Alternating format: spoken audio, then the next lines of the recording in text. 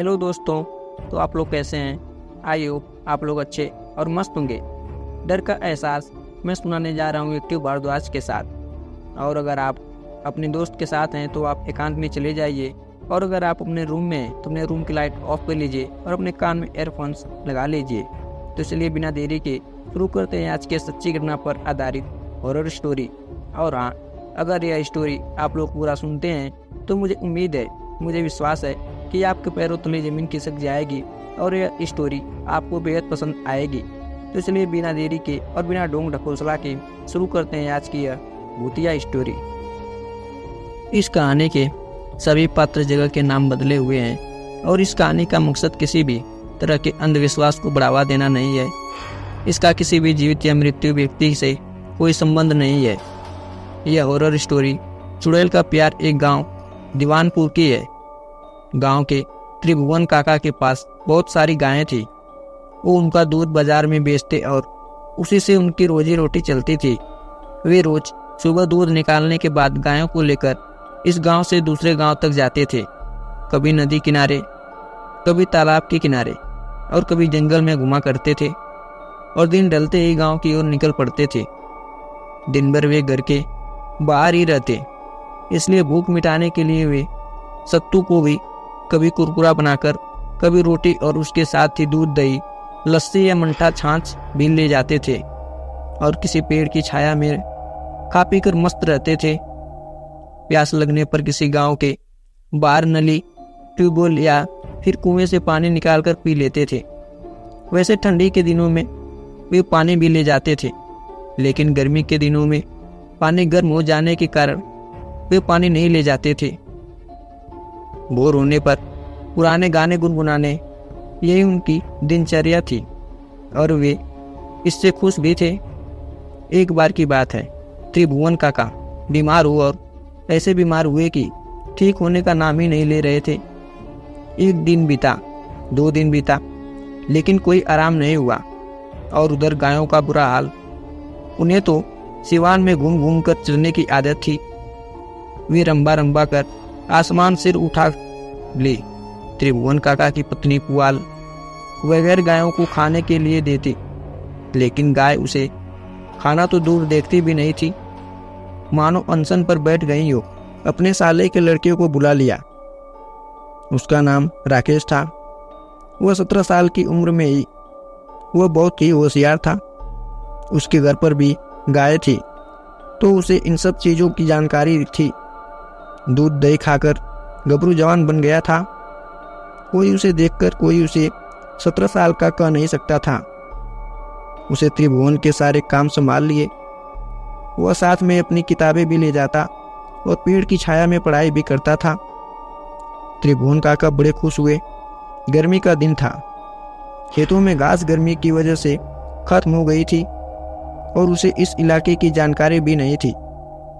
वह गायों को लेकर पास के जंगल में पहुंच गया और कब वह घने जंगल में पहुंच गया उसे पता ही नहीं चला। दोपहर का समय हुआ था। राकेश को प्यास लगी। पानी गर्म हो जाने के कारण उसने पानी गिरा दिया था। वह उधर इधर जंगल में पानी की तलाश में घूमने लगा। अचानक उसे एक कुआं दिखाई दिया। उसकी जान में जान आई। वह जड़ से कुएं के पास पहुंचा तो देखा गर्मी के कारण पानी काफी नीचे था।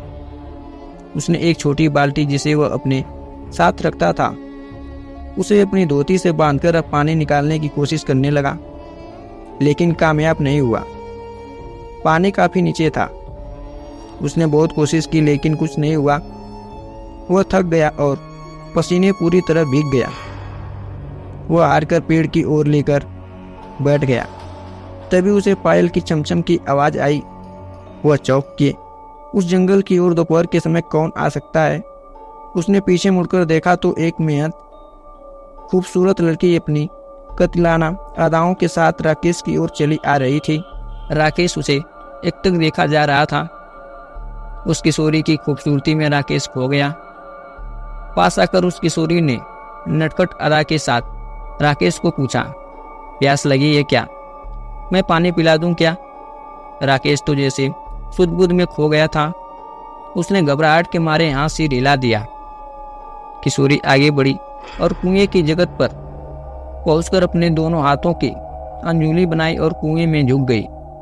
राकेश जैसे ही सम्मोहित हो गया था, उसे कुछ दिखाई नहीं दे रहा था। किशोरी ने पानी निकाला और राकेश की तरफ बढ़ी। राकेश बिना कुछ बोले अपने हाथों की अंजुली बनाकर अपने मुंह से सटा दिया। किशोरी ने अपनी अंजुली का जल राकेश के अंजुली में उड़ेलना शुरू कर दिया और राकेश ने उस अमृत रूपी जल को पीना शुरू कर दिया। वह बहुत अलग था। उसके अंजुली का आधा पानी जमीन पर गिर रहा था, क्योंकि अभी भी वह उस किशोरी के चेहरे की खूबसूरती को एक तक पिए जा रहा था। ना तो किशोरी के हाथ से जल खत्म हो रहा था और ना ही राकेश की प्यास बुझ रही थी। ऐसा प्रतीत हो रहा था जैसे सदियों की प्यास आज तृप्त हो रही है। यह सिलसिला आधे घंटे तक चला। तभी किशोरी का ध्यान आया कि राकेश पानी कब पी रहा था और उसके चेहरे का रसपान अधिक कर रहा था। तो वह असहज हो हुई, बोली, और पिलाऊं कि बस?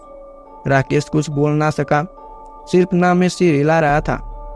उसके बाद उस किशोरी ने प्यार भरी आवाज में कहा, अच्छा मैं चलती हूँ। राकेश अब भी कुछ नहीं बोल पा रहा था, सिर्फ हाँ में सिर हिला रहा था।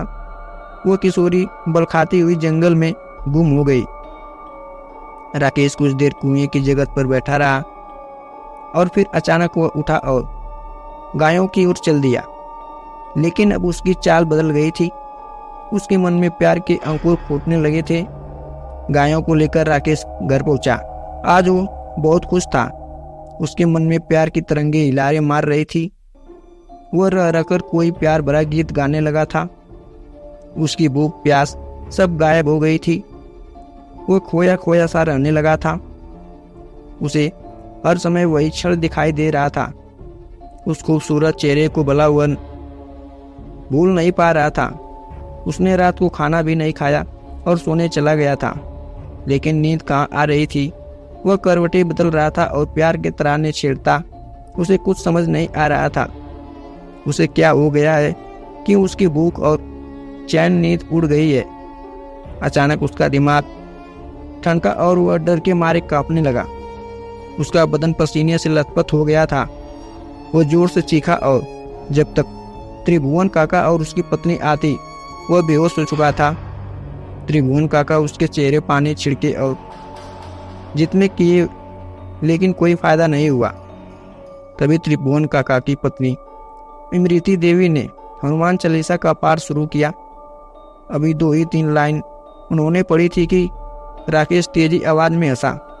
लेकिन आश्चर्य यह था कि यह हंसी राकेश की नहीं होकर किसी लड़की की थी। अब तो त्रिभुवन काका और इमृति देवी की प्राण सूख गए। वे वहां से तेजी से निकलने और पास के ही रामलिखावन ओझा के पास पहुंचे और सारा माजरा कहा। इस पर ओझा ने कहा कि जंगल में ही कोई बात हुई होगी, चलो घर चलकर देखते हैं। ओझा त्रिभुवन काका और उनकी पत्नी जैसे ही बाहर निकले, एक काली बिल्ली ने तेजी से उनका रास्ता काटा। रामलिखावन ने कहा कि चुड़ैल कोई छोटी मोटी चुड़ैल नहीं है, इसे हम अकेले नहीं संभाल सकते। आप गांव के और भी लोगों को साथ ले और वहां से सभी लोग एक साथ गायत्री मंत्र का ऊंचे स्वर में जाप करते हुए यह घंट शंख बजाते कोई थोड़ा भी नहीं डरेगा। वह तमाम तरह के हथकंडे अपनाएगी, कभी रोना, कभी मायूस होना, कभी डरावना, लेकिन सबको पाठ जारी रखना है। जैसे ही सभी लोग त्रिभुवन काका के घर पहुंचे तो एक तेजी हंसी के साथ ही राकेश छत की 4 दीवारी पर चलने लगा। सबके होश उड़ गए, लेकिन किसी ने हार नहीं मानी और गायत्री मंत्र का जाप शुरू कर दिया और साथ ही घंट शंख आदि बजाना शुरू कर दिया। रात के समय इस तरह की आवाज़ से अगल बगल के गांव वाले भी बहुत ही अचंभित हुए और घोटों में भी इस गांव के तरफ आने। इधर ओझा ने अपने कार्य शुरू किए। जैसे जैसे ओझा के मंत्रों का प्रभाव बढ़ता, वो चुड़ैल और भी भयानक करके लोगों को डराती। कभी वह उल्टे पांव चलती तो कभी छत पर उल्टा चलने लगती, कभी भीड़ के किसी एक खास की तरफ तेजी से बढ़ती, लेकिन वह किसी को छू नहीं पाती। 5 घंटे तक यह कार्यक्रम चला। सुबह के 4 बजने वाले थे, तभी ओझा की नज़र वहाँ गिरे गुलाब के फूल पर पड़ी। उस पर खून लगा था। उसने वह फूल जैसे ही उठाने की कोशिश की, चुड़ैल खूब जोर से चिल्लाई और एक भयानक रूप बनाकर तेजी से ओझा की ओर झपटी।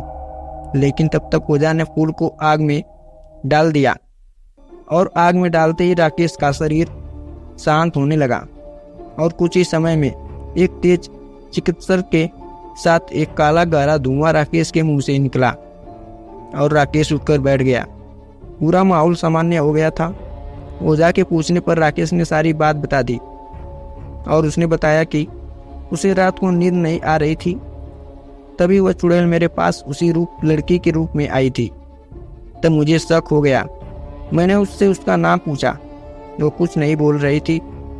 उसने वह गुलाब के फूल के कांटे को मेरे उंगली में चुभा दिया और जैसे ही इसमें खून लगा वो अपने असली रूप में आ गई। इस घटना के बाद राकेश के साथ ही त्रिभुवन काका भी उस जंगल की तरफ जाना छोड़ दिए। लोग इस चुड़ैल का प्यार से काफी हतप्रभ थे। कई दिनों तक यह बात लोगों के बीच केंद्र बिंदु में बनी रही और यह कहानी गांव में कई दिनों तक प्रचलित रही। तो दोस्तों, इसी के साथ इस कहानी को हम समाप्त करते हैं और मिलते हैं एक ऐसी कहानी के साथ नेक्स्ट वीडियो में। और अगर यह कहानी आपको पसंद आई हो तो प्लीज़ वीडियो को लाइक, चैनल को सब्सक्राइब जरूर करें। तो चलिए, तब तक के लिए धन्यवाद।